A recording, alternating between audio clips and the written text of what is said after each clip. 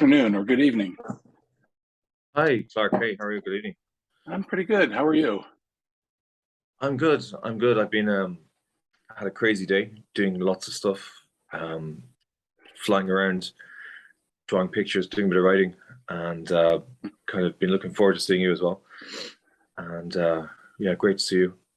Yeah, yeah, it's awesome to see you. I'm copying these questions that you wrote here, just so I can have them a little bit bigger on my screen when we're talking about them. So you were drawing and writing today for yourself, or on for a different magazine or another magazine, or Well, I've been working on this kind of blog kind of novel idea about an astronaut and like a sci-fi kind of story, and I've been experimenting with this kind of AI. So I kind of like write a little like flash fiction, like 100 words or something, and then I kind of like you know write in some keywords, and then this AI creates pictures. So it's kind of a cheap way of doing like a kind of comic book or something.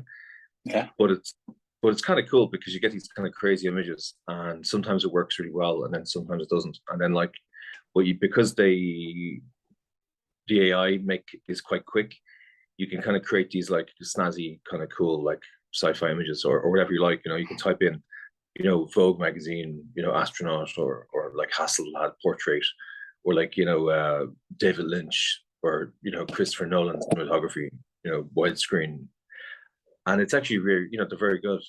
They can come out very well, and you kind of tweak it. You choose, it gives you options, and then you choose. So you're kind of co-creating with the AI. So it's like it's kind of, I don't know, it's tricky, but it's very addictive. So you got to be careful. So it's kind of like yeah. Sounds like it's the cutting edge. That's story. That's the storytelling of tomorrow, right? That's awesome. yeah, no, it's cool. It's cool, and it's nice because like this morning I was in the airport. I was kind of meeting some people from America, and I had to like be there at 5 a.m. And then so I kind of met like a lot of people at 5 a.m. and then like found all these people in the airport, and then had to like make sure they didn't die or get lost, which is, I don't know, this morning was a possibility. Honestly, people fall over. This woman, she just fell over with her bags, and I was like, oh my god. And then these other two people just like went off. Like they're like, I said like we're going to like lot 16. They're like, and they saw the number 16. They ran off in that other direction. I was like, no, no, come back, come back. And I was like, oh shit. I'm like, fucking hell, sorry.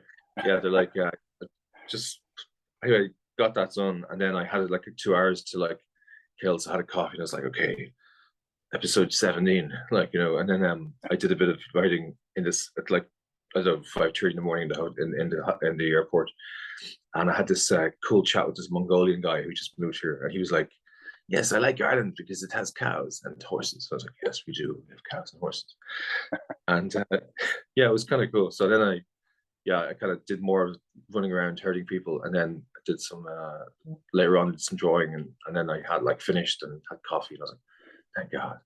Then yeah, so it's kind of been fun, and I didn't lose anybody. No one died, which is always good. And I saw Successful some, day.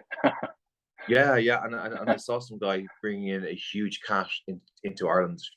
It was kind of like, when you walk out of your airport and you have this, people have luggage. Some dude wheels out a fucking like a tank, like some kind of Godzilla, like King Kong when they have that big cage thing. It was Right. like that on a like a wheelie trolley, and inside I was like, oh my god, it was this giant white cat like with pointy ears, and I was like, oh my god, such a cute cat, but it was in a cage. I was like, oh, okay, don't touch it, So that was just like amazing. I was just like, how is this all? I'd have to put it all into a story somehow, this, I don't know, but it was nice, different. A typical day in Dublin, it sounds like.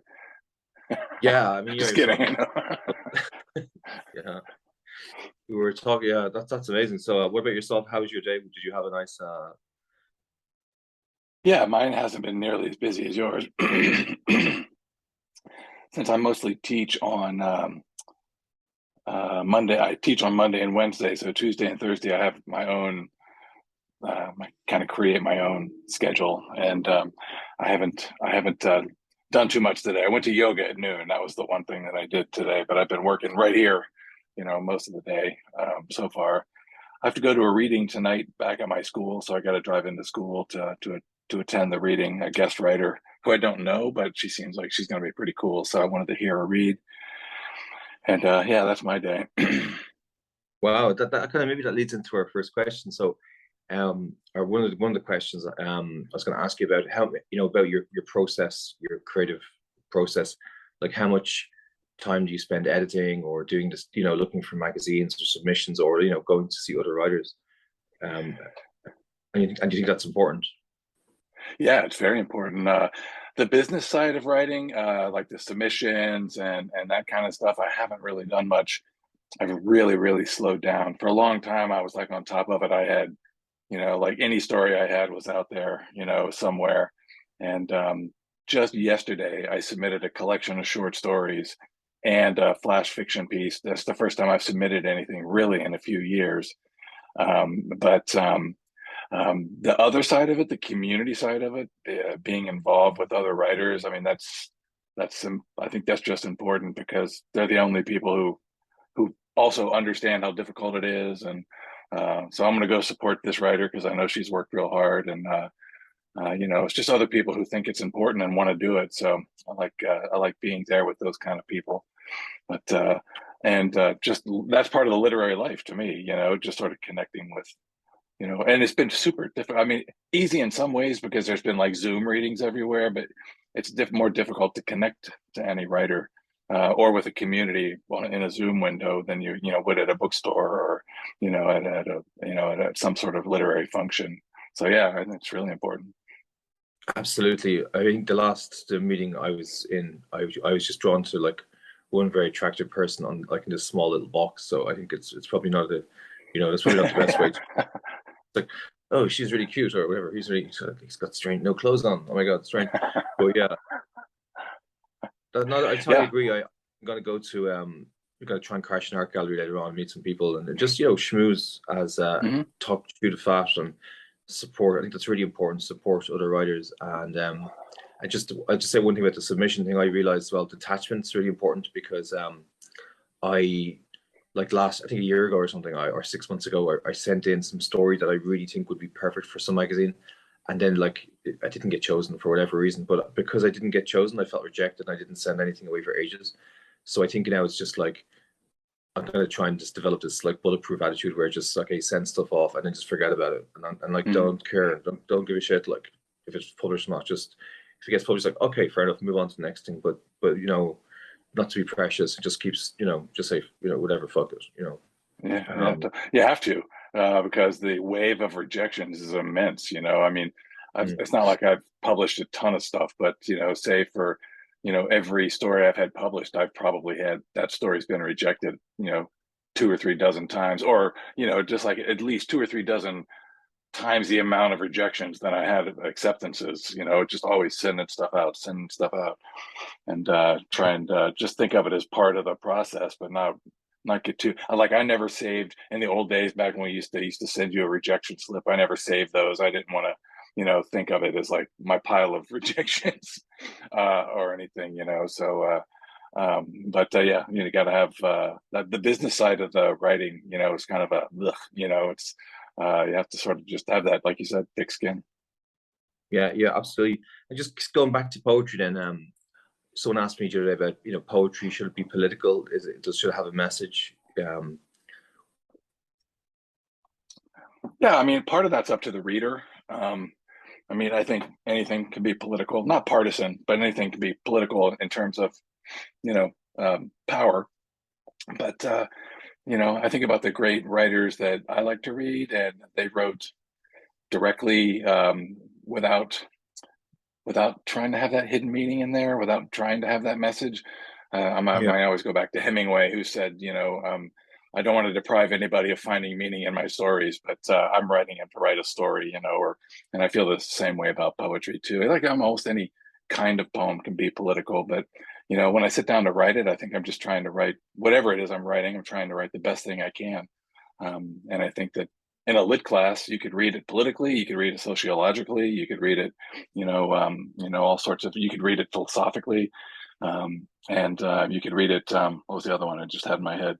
Um, culturally in a lot of different ways. But for me, you know, I'm less sort of less fluent in poetry because I'm more of a prose writer. But like I never sit down intentionally to write a political story, and I don't think I've ever done that with a poem either.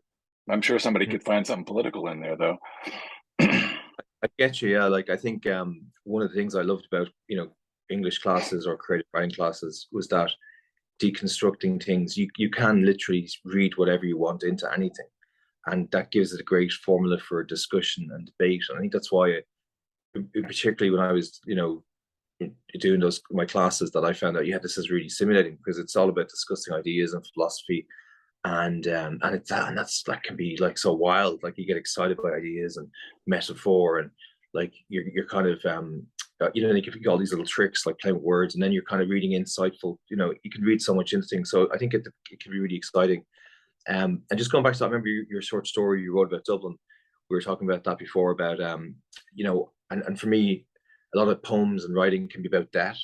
So like I think sex and death are big ones in writing. I mean, how do you feel about that? Would you agree? Like, Oh yeah, or just I think it's for me recently, sort of mortality and memory are two of the biggest things that I've sort of like been thinking about in my stories. Yeah, like there's not much other than sex, death, and memory for me. Those are like the biggies. And sex in the not just the action either, but like relationship and how that affects characters or how it changes a poem, in relationship to another person. Definitely the biggies. Those are the biggies. absolutely, yeah. And I think people like Emily Dickinson wrote, maybe had a, I mean, she always inspired me with her, like, her life story, her growing up and her, you know, being isolated. And I think that's a huge thing that maybe people can relate to, having come through COVID, this kind of isolation and your expression that, writing can bring. I think if like I think definitely writing helped me get through like the COVID pandemic and lockdowns, because I found myself writing like every day or nearly every day and like pumping out words. And I think since the lockdown has finished or whatever, I've been like having to go back to work. And I was like, oh my god, like, it's like, I don't want to work. I want to be a full time writer or something. Oh my god, it's crazy. But so I had to, like, anyway. But think it's good. I think it's great to kind of, if you can access that fire, to like keep it burning. And what inspired you to start? Was there anything in particular that inspired you to start as a young man, or when did you start writing? Were you very young? Probably, I want to say I was probably 14 or 14 or 15 when I wrote my first poem. And I had been reading a ton of Lord of the Rings and stuff like that. And I wrote a poem that was pretty much inspired by, Middle Earth, just about someone wandering in the woods. And I showed it to my mom, and I don't remember what she said, but she probably said, "That's nice, dear," or something like that, And I thought, yes, I can do this. So I don't think I didn't think of myself as a writer necessarily, but I wrote some stuff in high school that got into the high school, little magazine the high school had, and when I was in college, though, I really started. I found out that I was just, I don't know if I was good at it, but I leaned into it, and it allowed me to survive college because I certainly wasn't a great student, but with the writing classes, I was able to survive college and graduate with an English degree. All through my 20s, I called myself a writer, and I never really. I mean, I wrote a little bit, but I didn't really know what it meant. The sort of Sure. practice that it was going to require. Till I really only started practicing once I was in my 30s, and then it took another 10 years before I really felt comfortable at it. So I was in my 40s before I really got comfortable doing it. So yeah, it's been a long journey for me.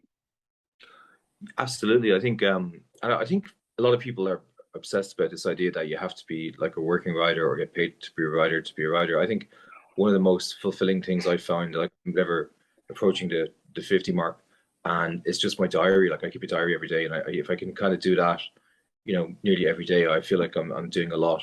I mean, some weeks, especially my college days, there might be a few days go by when I miss it, or I might have been partying too much.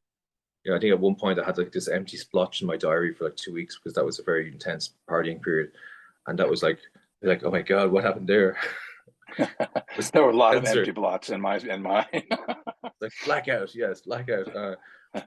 So yeah, I think for me, it's just little things like that, like the diary, and just just doing your own thing. Because at the end of the day, like so what if you're not published? I mean, the most important thing is you're expressing yourself and you're empowering yourself, and maybe other people. Like some of my friends are just maybe like the same as me, people who just write, and I try and encourage them, or in their art or in their writing, and just as much as I can, because everyone needs a leg up every now and again, Yeah, that's and actually almost the exact same message that I give to my students all the time.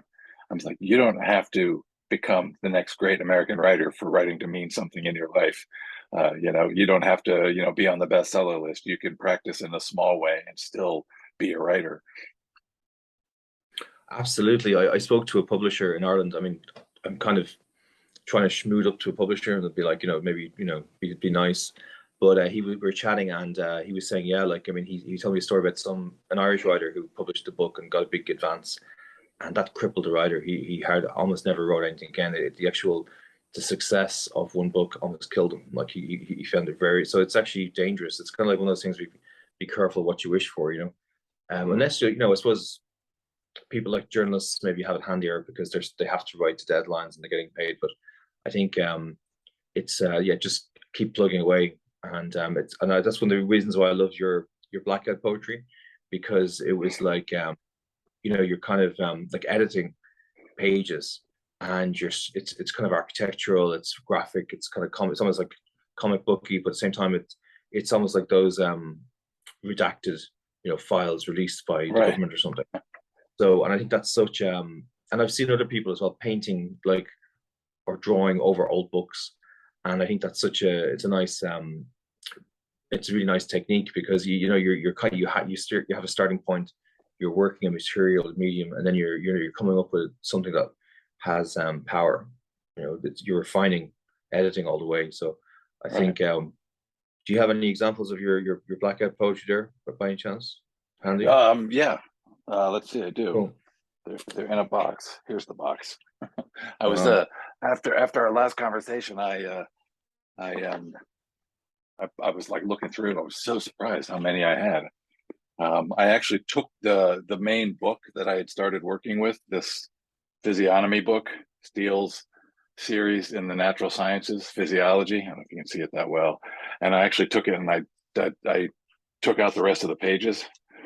These are what I have left to go through from that book. That's the main book, but yeah, I have all of them here. All the different ones, except for the newer ones that I've been keeping in. I've been putting it in this just because they're easy to access. So I've been putting them in Okay. there. One of these actually, you said redacted. I actually had one that was called redacted. Oh, I put them in order too. I put them in order of the pages in the book, so I would know. My original goal was to do this whole book and then somehow rebind it. I don't think I can because the pages are super fragile at this point. But let's see, what's my latest one?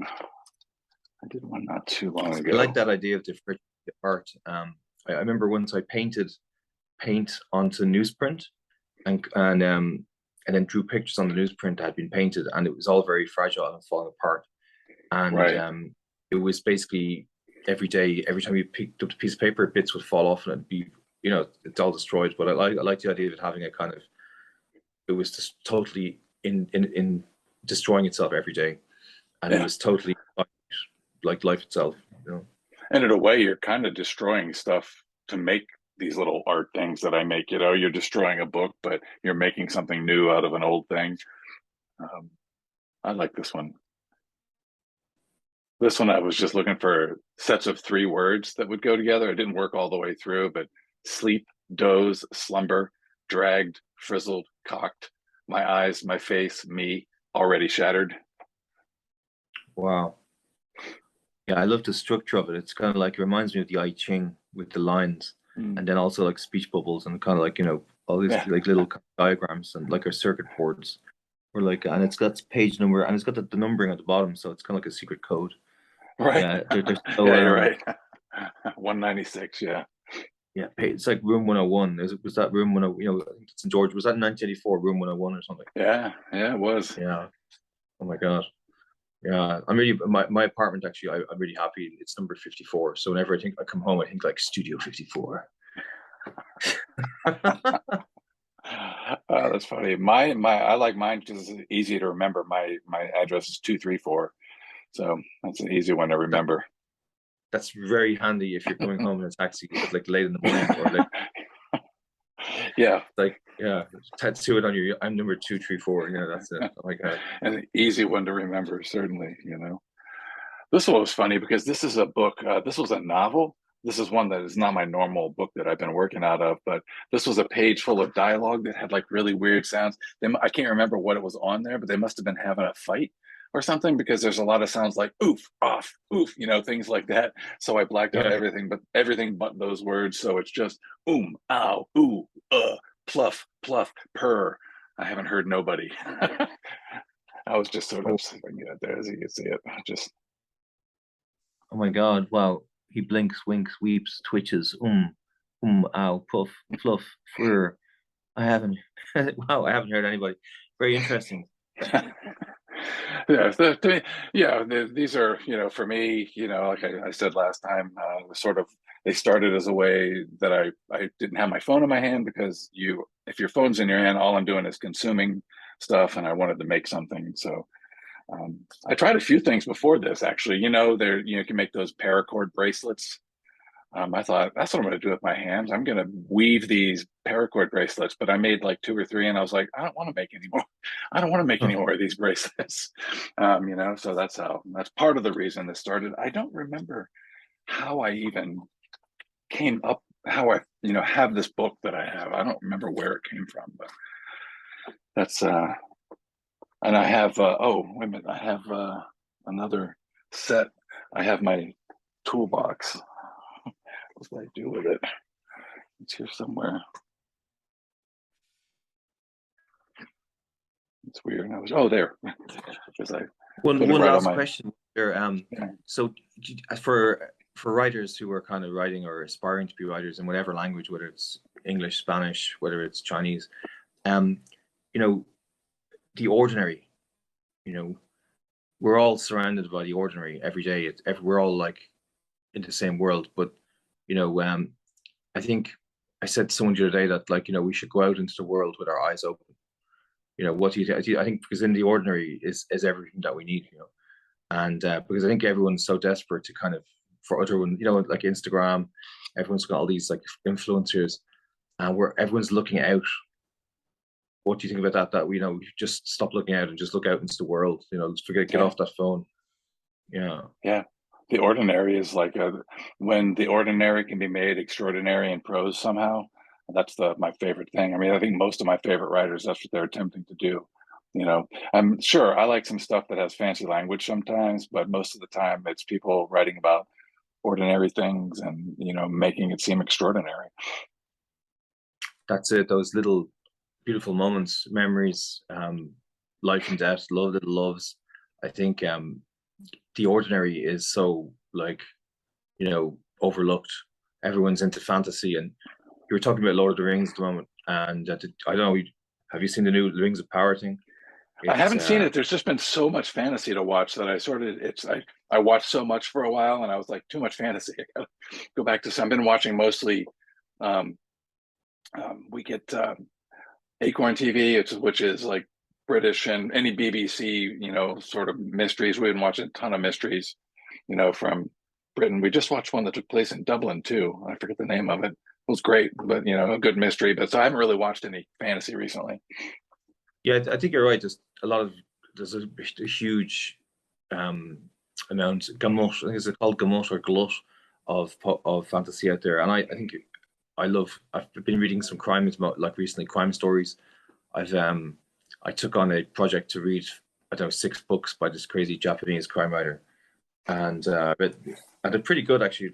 This guy here, Fuminori Nakamura, and it's just wild. Like it's nice. I love reading books written by people who are say from Japan or France because they're using usually their work is translated into English, and it's like it doesn't always work, but sometimes it does, and it can be really nice. You just get to, or maybe some Scandinavian writers, maybe Argentinian writers as well, like, or Spanish, Mexican, and you just get a different kind of completely context, different worldview, and it's great. So I think I'm going to try and keep my eyes out for more stuff like that. But yeah, I think definitely the real world is where it's all at.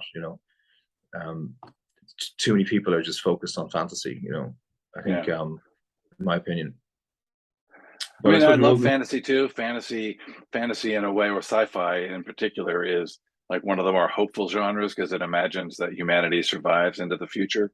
And fantasy certainly, most good fantasy deals with issues that we deal with too. But I don't know, I just kind of was out of the mood for a little while. I'm sure I'll swing back, and I mean, I watched the Game of Thrones series. I read the Game of Thrones books. I don't know if I'll finish them at this point, but I don't know if they'll ever but be finished. yeah, No, if they'll ever be I finished. mentioned the only reason I mentioned the Rings of Power was that because I'm from Ireland, and a lot of the new hobbits have these Irish accents, and they're like, "Hello, how's it going? How you doing? I'm from the Shire. Do you know what I mean? And let's get up to some shenanigans." And we're all just like, "Oh my god, this is so embarrassing." It's like, it's like, "Oh, holy god, do you know I'm from the Shire, Right. And then I was chatting to a friend, and he said, like, I was saying, well, I said to him, well, at least the hobbits don't have Australian accents. Do you know what I mean? And we just thought this was hilarious. That if you imagine you're watching Lord of the Rings, next minute like Aragorn or Gandalf has this like really strong like, "Oh, how you doing?" or something. Crikey. Crikey, yeah, blimey, thou shalt not pass.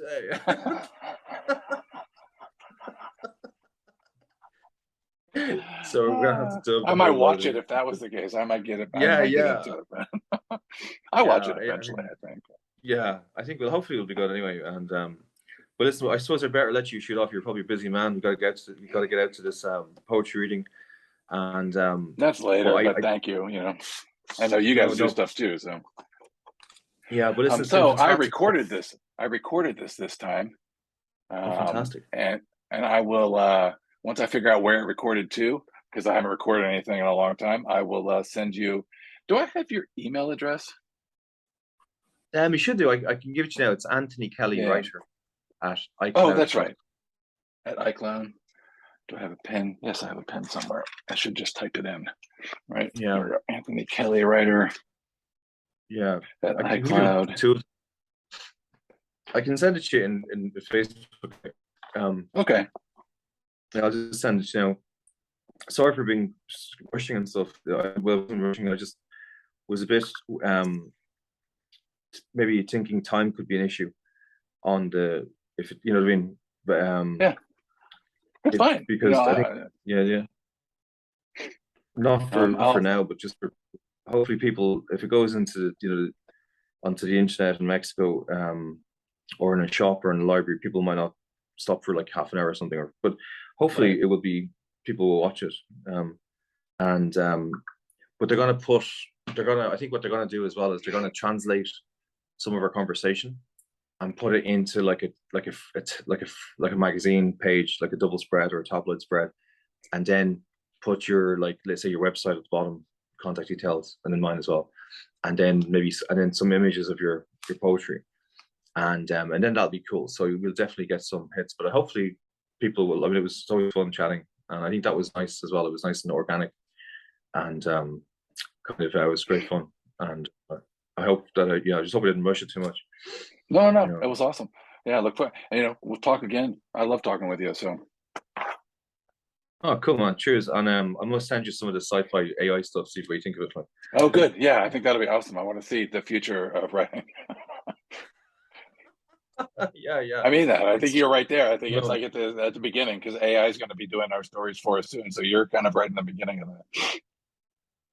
Yeah, well, the nice thing is that I mean, you can it actually is quite cool for like I can send you something right now. I basically Googled like no, I didn't Google. I said I typed in something like sandstone labyrinth maze stuff, and then this kind of like I typed in Hieronymus Bosch as well, like, and I got these images out. So basically, this girl, she lands on this planet that's been destroyed. It's not destroyed. It's like a colony, that has been that was designed to be like a game world where people would actually go and play games. But I was saying that I said the idea then was that they actually had to kind of, although they spent billions of building this 3D world that was actually a real world on an alien planet where people could go and play games, they actually had to cancel the whole project because it went over budget because there was no water on the planet. They forgot to check. So so anyway, then when I googled like whatever, or not when I typed in the prompts like labyrinth, maze, Hieronymus Bosch, Moody, stuff like that. These I just sent the images there, and these are the images that came out for some of the images. So it's amazing how it can how these things can happen. And oh yeah, I put in ziggurat, hollow ziggurat and stuff. Oh wow. And it's those are great. They're cool, aren't they? Yeah. And they're just some of them. So I've been kind of writing this whole story, and I've got, so on my old Instagram, I have another Instagram, Atomic Sofa, and I've been kind of serializing the story. So basically, it started off, she was just like a space explorer, and then basically over time she meets other space explorers, and then there's all this kind of politics where people start arguing over land, a bit like our society. And then all of a sudden, when things get kind of then I invented all these weird space diseases. People start getting weird space diseases, and weird stuff happens. And then of course they get invaded by aliens. And then so basically I create these giant like insectoid kind of weird aliens that the AI made. They look pretty cool. And then there's a war going on, and then she's kind of going off to explore like far space where the aliens have come from or something, and that's where she is now. And anyway, that's incredible. It's all a bit crazy. I want to read some of those. Oh, well, there are some of them are on the like some of the little 100-word posts are on the Instagram. On Atomic Sofa? Oh, okay, cool. Yeah, and then but I'm gonna try and I'm gonna make them a bit bigger, and ideally, if I can get it together, it'll be something like I'm gonna try and release something with the way The Martian was released on his website. But right. Yeah, I definitely won't work now. But the main thing I find is awkward is that when you release stuff as a blog, the last episode comes out first. Yeah, which is weird. So it's kind of like unless someone starts, so you're always to get to the beginning, you have to go down or something, right? Which I find awkward. These are great on Atomic Sofa. I don't know. I followed that, right? It's weird how no, I don't follow that. That's weird. I'm following you now. I thought that's how I first what found happened was I think my original account was Atomic Sofa, and then I changed it to Anthony Kelly Ryder, and then I set up a new one because I called it Atomic Sofa because I missed the name. I think it was kind of cool, and I started using the Atomic Sofa during lockdown more because it was more like my art stuff, and and some of it was a bit like with pictures of people getting monsters and people getting decapitated, and I thought it might be better not to have that on my tour guiding profile because it might be a bit weird like or something. So oh, funny! I read this book. It's like I see you posted something is killing the children way down. I read that too. That's cool, isn't it? I have yeah. I have the first 2 graphic novels, but I haven't read the whole lot. But I quite like the kind of story. Yeah. Though they've done a kind of spin-off called House of Slaughter as well. But I saw that. Wasn't really as fun as that. Yeah, that one was really, really good. Yeah, the art style is kind of nice and dark as well, and like so I've been kind of like posting comic book stuff, like stuff kind of more comic book art related on the Atomic Sofa, and then more like book stuff and photograph stuff on my Anthony Kelly Ryder.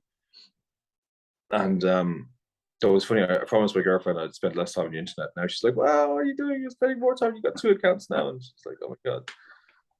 So yeah. Oh, I'm gonna go read some of these.